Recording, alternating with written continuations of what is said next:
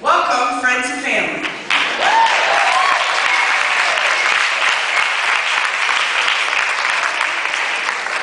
That is 7 languages, representing the diversity of our nursing class. I'm not looking at an audience of spectators because unlike a graduation or award ceremony, this is an intimate gathering. Every single one of you has contributed to the success and the accomplishment of each one of us on the stage. I am so honored to be selected to speak to you on behalf of the 2010 nursing graduates. Thank you.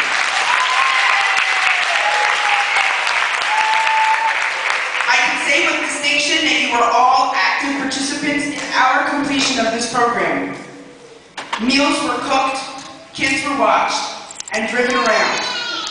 Dogs were walked, and clinical uniforms made it through the laundry.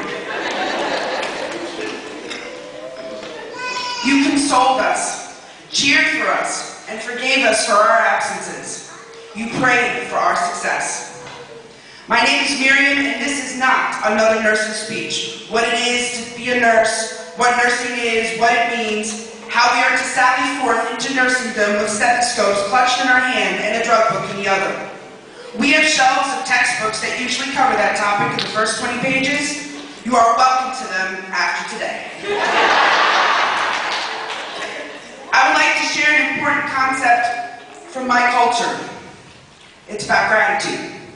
If you were to try and translate the word gratitude in Hebrew on the internet, the word hakarat hatov would show up on the screen. And it's actually a loose translation. Hakarat hatov is actually defined as recognition of the good. And that is the recipe of gratitude, by recognizing and acknowledging the myriad benefits that are bestowed upon us daily. It reminds us that in order to develop the necessary appreciation and love for God and our fellow human beings, we must sensitize ourselves to all that is good in our lives right now.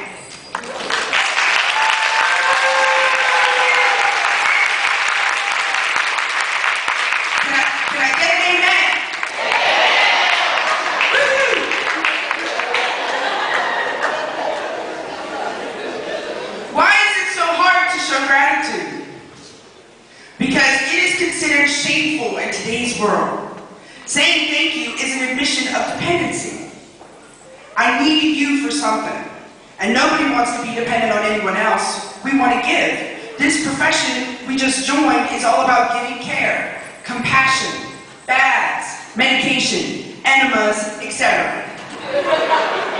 We don't want to take. It's a blow to our pride and our illusion of self-righteous independence. That's why it's so hard. Why is it easier to say thank you to a cashier at Dunkin' Donuts or a stranger who holds open a door for us than to our spouse, parents, siblings, or pinky? It's because it's brief, temporary, and short-lived. No obligation is implied, but when it counts, that's when it's hard. Now you know the thank you, and it's much harder. So here's some things to be thankful about. If you've lost your job, but you still have your health, you can be grateful. If you find yourself parenting alone, but have your precious children, you can be grateful. If you have a turn-off notice, but your rent is paid up, you can be grateful. If you are eating margarines or butter sandwiches and cereal, but your tuition is paid in full, you can be grateful. If you can't buckle a seatbelt around your waist but have a sketchy white van to drive, you can be grateful.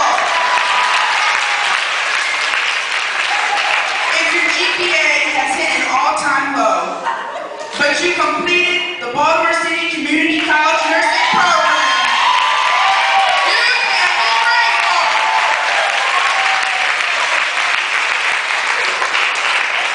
I owe my God, HaKadosh Baruch Hu, a lot of thanks and praise.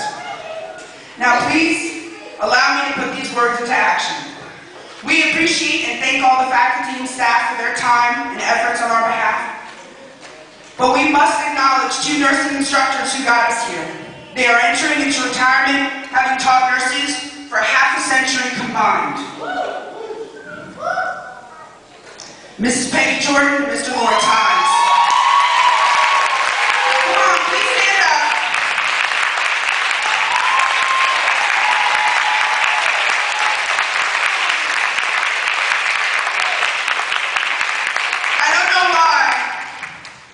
I don't know why you haven't gotten Instructor of the Century, or the Decade, or the Millennium. We all think you deserve it. You've been here 35 years, over 35 years. Miss Peggy Jordan taught Florence Nightingale how to wash her hands. No, folks, you can't wipe your hands on the apron. That's why the men are dying in the Caribbean War. Wash your hands. Mr. Lawrence Hines had the ability, through hypnosis or something in class, to put his voice right behind this ear for almost all of us. And when we would have patients who were mentally challenged or mentally ill, throwing chairs around the room, taking their IVs out, Mr. Hines' voice would come up and say, "Now what would be the therapeutic approach on that? How can I tell this patient in a therapeutic way? Don't take off your clothes and lay down. I'm here to care for you. I'm a BCCC nursing student." One more thing, folks. I told you it was going to be a regular speech.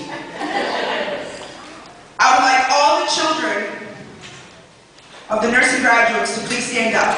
Old, young, everybody, please stand up. Please stand up. All the children, please.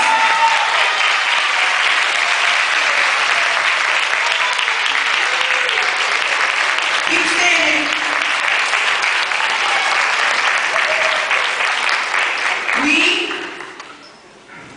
You make the ultimate sacrifice for us, and you miss play dates, and we miss plays, and games, and activities, and didn't always get to do homework with you, or send you out in the morning to go to school.